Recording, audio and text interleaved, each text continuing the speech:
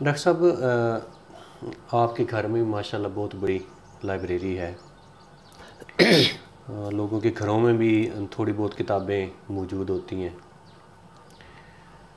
کچھ لوگوں کا یہ کہنا ہے، بلکہ بہت سارے جو تحقیقات کرنے والے لوگ ہیں وہ یہ کہہ رہے ہیں کہ کتب بینی روبہ زوال ہے۔ جی صحیح کہتے ہیں۔ اور اس کو پڑھنے والوں کی تعداد دن بدن کم ہوتی جا رہی ہے، اور کچھ کا یہ کہنا ہے کہ اس کی وجہ انٹرنیٹ، ٹی وی، ریڈیو، ٹیلی ویژن، یعنی یہ جدید جو ذرائع آئے ہیں انہوں نے آ کے کتاب کے وجود کو خطرے میں ڈال دیا ہے۔ آپ اس سے اتفاق کرتے ہیں؟ نہیں، میں اتفاق تو نہیں کرتا، بات آپ کی درست ہے، لیکن کتاب کو خطرہ نہیں ہے۔ اس کی بنیادی وجہ، پہلے تو ایک شعر سن لیں، کسی شاعر نے کہا تھا، سرور علم ہے کیف شراب سے بہتر، کوئی بھی دوست نہیں ہے کتاب سے بہتر۔ ماشاءاللہ ماشاءاللہ۔ اچھا، جو میں یہ محسوس کرتا ہوں خطرہ نہیں ہے، اس کی مین وجہ یہ ہے کہ جو قادر مطلق ہے، ہر چیز پہ قادر ہے، اس نے جب نوع انسانی کو اپنا پیغام دینا چاہا ہے تو وہ کتاب کی شکل میں دیا ہے، اور ساتھ سند جاری کیا ہے کہ ذالک الکتاب لا ریب فیہ۔ تو اگر اس کا پیغام کتاب کی شکل میں آیا تو اس کا مطلب ہے کتاب باقی رہے گی، قیامت تک اس کی حفاظت کا ذکر کیا ہے نا، میں اس کا محافظ ہوں، تو کتاب تو رہے گی۔ دوسری بات یہ ہے کہ کتنا بھی آپ نیٹ پہ بیٹھ لیں، کتنا بھی آپ کمپیوٹر پہ استعمال کر لیں اور فیس بک دیکھ لیں، کچھ کر لیں، جتنا جی چاہے کر لیں، لیکن علم کی جو حقیقت ہے بالآخر وہ کسی کتاب سے ہی ملے گی، اور کسی صاحب کتاب سے۔ کتاب سمجھانے والا بھی کچھ چاہیے، صرف کتاب بھی نہیں۔ لیکن آپ مطالعہ کریں گے تو پھر آپ کو پتہ لگے گا مجھے اس حرف کی سمجھ نہیں آئی، یہ لفظ سمجھ میں نہیں آیا، یہ اقتباس سمجھ میں نہیں آیا، پڑھیں گے پتہ چلے گا، پھر آپ ضرور سوال کریں گے کسی پڑھے لکھے سے، یار یہ مجھے بتاؤ اس کا تلفظ کیا ہے، اس کا مقصد کیا ہے، اس کا مطلب کیا ہے، اس کا مفہوم کیا ہے نا اس طرح۔ تو اس طرح لیے نا یہ ممکن نہیں ہے کہ کتاب سے جان چھوٹ جائے یا کتاب لوگ چھڑ دیں۔ صرف یہ ضرور ہے فرق تو پڑتا ہے، کوئی نئی چیز آتی ہے فرق پڑتا ہے، یا تو پھر اس سے کوئی بہتر آئے۔ مثلا ہمارے ہاں عام تانگا تھا، اس کی جگہ چنگچی رکشا آیا، تانگا ختم ہو گیا، کیونکہ وہ اس سے بہتر آگے سواریوں اتنی بیٹھتی ہیں لیکن وہ تیز جاتا ہے تانگے سے، تو اب خود بخود ہی اس نے وہ جگہ لے لی، اس کو انقلاب کہتے ہیں۔ لیکن 14 صدیاں آقا علیہ الصلوۃ والسلام سے ہم تو شروع کر دیں، اس سے پہلے بھی پتھروں پہ تحریریں ہیں یا کچھ، تو ہم یہ سمجھتے ہیں کہ اب امام بخاری نے کہاں بخارے میں لے بیٹھ کے تو حضور کی باتیں اکٹھی کیں اور کتاب شکل دی، پھر نیشہ پور میں امام مسلم بیٹھ جاتے ہیں، وہ وہاں لکھتے ہیں، پھر سیاستہ کو آپ دیکھتے ہیں، پھر تاریخ کی کتابیں آپ دیکھیں، ابن خلدون کو دیکھیں، طبری کو پڑھیں، اور کیا کیا لوگ ہوئے ہیں جنہوں نے کام کیے ہیں۔ پھر سائنس کی کتابیں بھی، سائنس پہ بھی جو لکھا گیا وہ کتابوں کی شکل میں لکھا گیا۔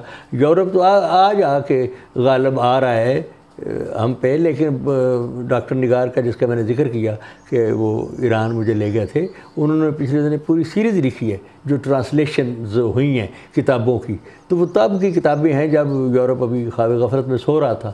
تو اب اگر انہوں نے ہماری کتاب میں مقدمہ ابن خلدون یا القانون ابن السینا کی 500 سال تک ان کی یونیورسٹیوں میں پڑھایا جاتا رہا ہے، تو اب آ کے پھر ظاہر انسانی ذہن آگے آگے چلتا ہے۔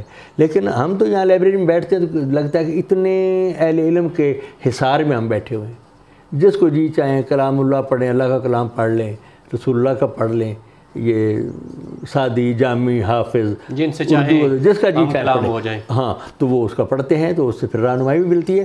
ہماری جو پستی یا زوال کا اسباب ہے، ایک سبب یہ بھی ہے کہ ہم نے اپنی اولاد کو، بچوں کو اس طرف لائے نہیں ہے، لانا چاہیے تھا اور بھی لانا چاہیے۔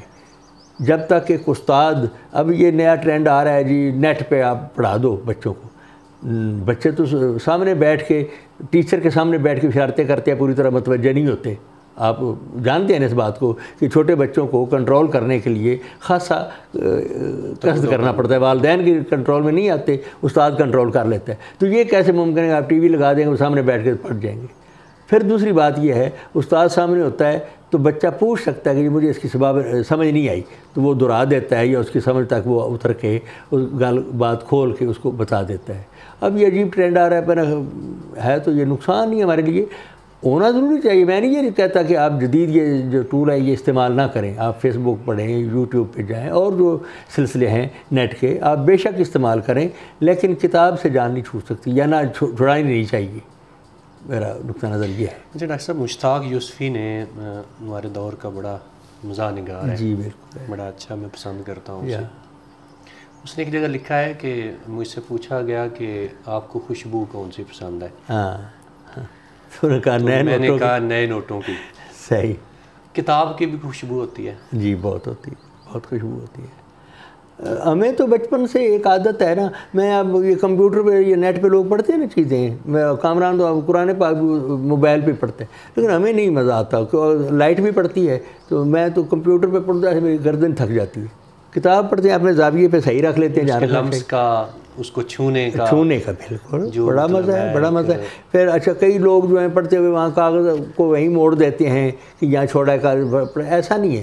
ہمارے بزرگوں نے فرمایا کہ جب آپ کوئی کتاب پڑھیں تو کتاب کے سائز کا یا اس سے تھوڑا بڑا ایک وائٹ پیپر اس میں رکھ دیں.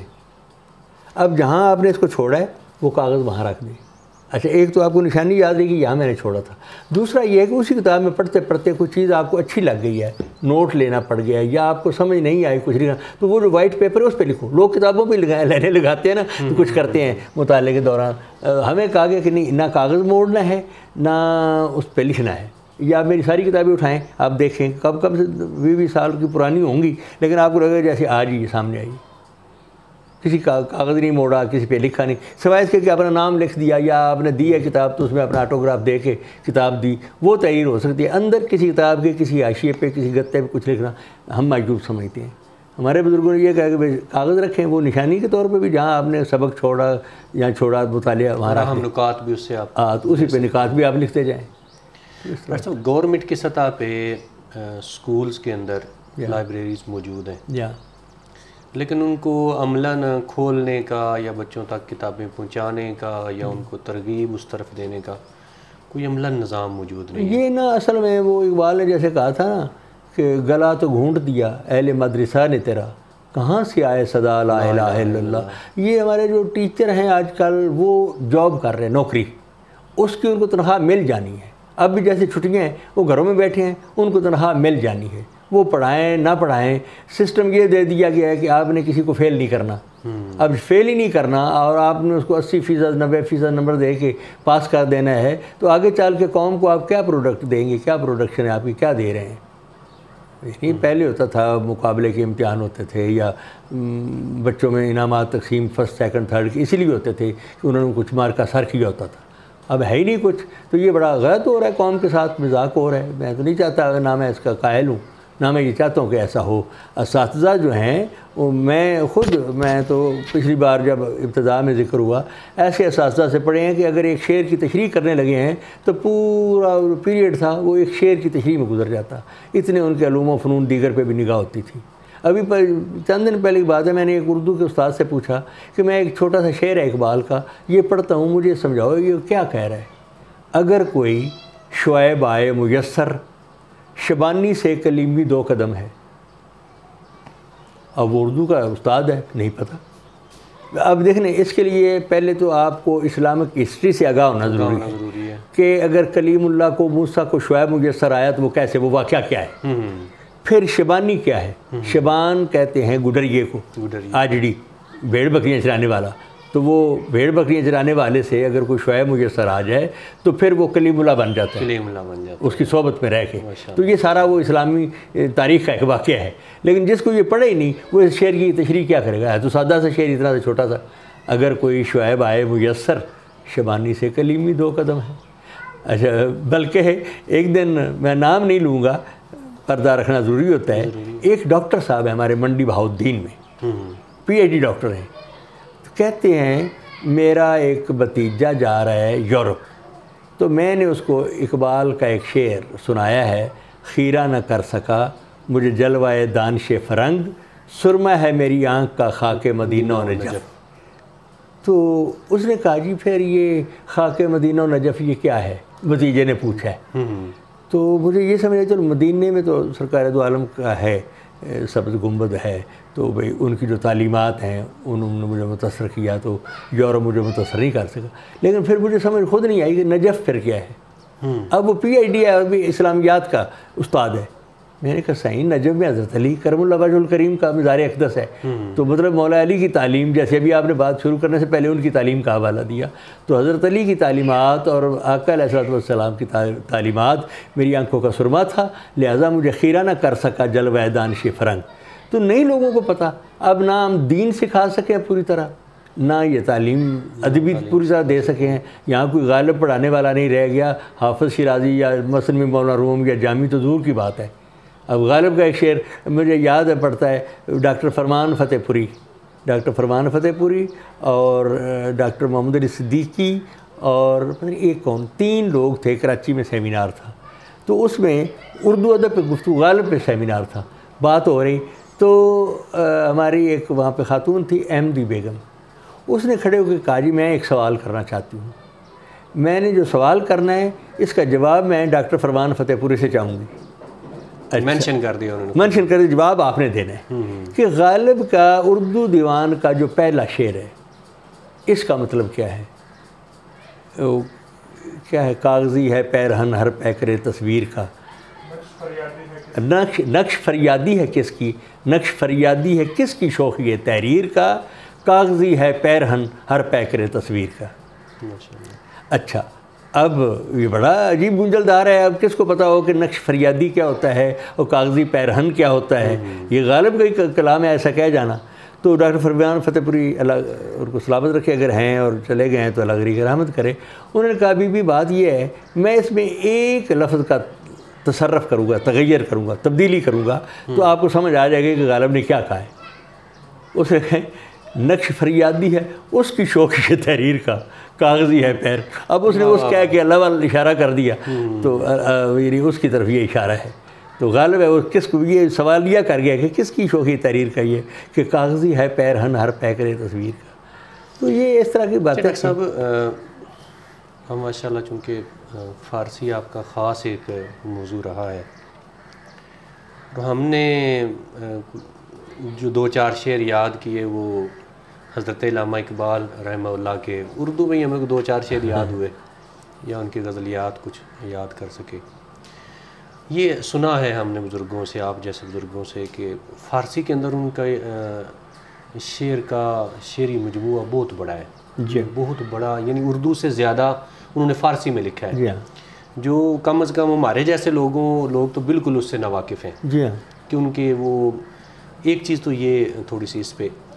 دوسرا یہ تھا کہ جس طرح علامہ اقبال کی شاعری آج کئی براعظموں میں متعارف ہے، پڑھی جا رہی ہے، کئی ممالک انہیں اپنا قومی شاعر قرار دے چکے ہیں، جیسے ایران ہے. تو علامہ اقبال کی شاعری کا وہ خاص وصف کون سا ہے جو اتنا عرصہ گزرنے کے باوجود ان کی شاعری کو زندہ بھی رکھے ہوئے ہے اور ان کے اس جو شعری مجموعے ہیں ان کو اس وہ زمان و مکان کی قید سے بھی آزاد کر کے رکھ دیا ہے؟ اصل میں نا اقبال نے جو لکھا ہے جو کچھ بھی وہ شاعری ہے ہی نہیں.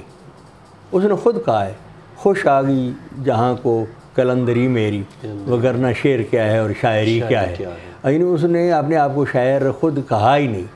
وہ ایک پیغام دینا چاہتا ہے، اس کے اندر کے جہان کا ایک پیغام ہے جو لوگوں کو اس نے دینا چاہا ہے، اور جو جس کی سمجھ میں آ گیا اور اس نے اس پہ عمل کر لیا تو وہ پھر ایک بڑے نئے دنیا سے وہ آشنا ہو جاتا ہے.